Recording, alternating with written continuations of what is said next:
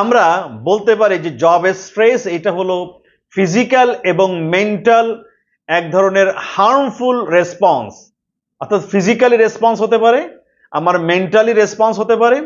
কখন সেটা হয়? সাধারণত যখন জবের যে রিকোয়ারমেন্ট আছে, অর্থাৎ একটা কাজের যে স্ট্যান্ডার্ড আছে, একটা কাজ যেভাবে করতে বলা হয়েছে, একটা কাজ যেভাবে বলবো যে পারফরমেন্স আসার কথা, সেটার সাথে যখন ব্যক্তির যখন আসলে এই ক্যাপাবিলিটিস, ব্যক্তির কোয়ালিটি এবং যে সমস্ত রিসোর্স থাকার কথা ছিল, সেই সমস্ত রিসোর্সের অপ্রতুলতা, স্ক্যারসিটি, অথবা এমপ্লয়ীদের যে ক্যাপাসিটি, এমপ্লয়ীদের যে নিডস, যে প্রয়োজন, তার সাথে যখন আসলে ম্যাচ হয় না, তার সাথে যখন গ্যাপ বেশি হয়ে যায়, ঠিক তখনই এক ধরনের ফিজিক্যাল এবং ইমোশনাল নেগেটিভ কিংবা হার্মফুল রেসপন্স হয়।